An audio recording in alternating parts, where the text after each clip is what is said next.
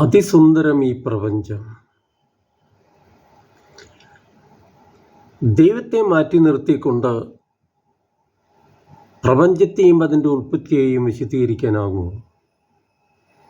ഉവ്വ് എന്നാണ് യുക്തിവാദികളും നിരീശ്വരവാദികളും ഈ ഗണത്തിൽപ്പെട്ട ചുരുക്കം ചില ശാസ്ത്രജ്ഞന്മാരും വാദിക്കുക.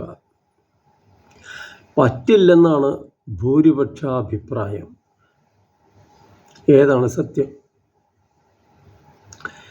ക്രമമില്ലായ്മയിൽ നിന്ന് ക്രമമുണ്ടാകുമോ? കാരണമില്ലാതെ കാര്യമുണ്ടാകുമോ? എല്ലാം ഒരു ആറ്റത്തിൽ നിന്ന് ഉണ്ടായെങ്കിൽ ആ ആറ്റം എങ്ങനെയുണ്ടായി?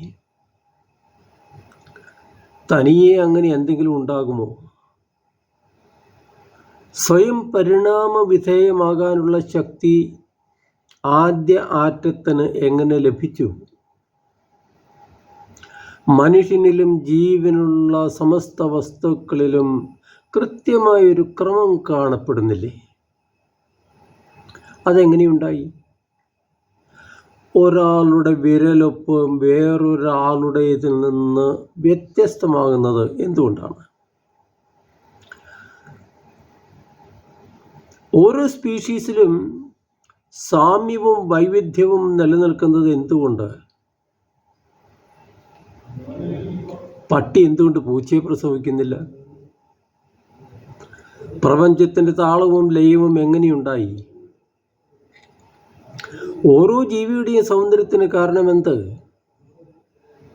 സുന്ദരമായ പ്രപഞ്ചം അന്ധമായ ആറ്റത്തിൽ നിന്നുണ്ടായതാണോ? എന്ത് വികസിച്ചാണ് ക്ഷമയെന്ന വികാരം മനുഷ്യനിൽ ഉണ്ടായത്? മറ്റേതെങ്കിലും ജീവിക്ക് ക്ഷമിക്കാൻ സാധിക്കുമോ? ഈ ചോദ്യങ്ങൾക്ക് ഉത്തരം തരാൻ ഏതെങ്കിലും മൃഗത്തിന് കഴിയുമോ?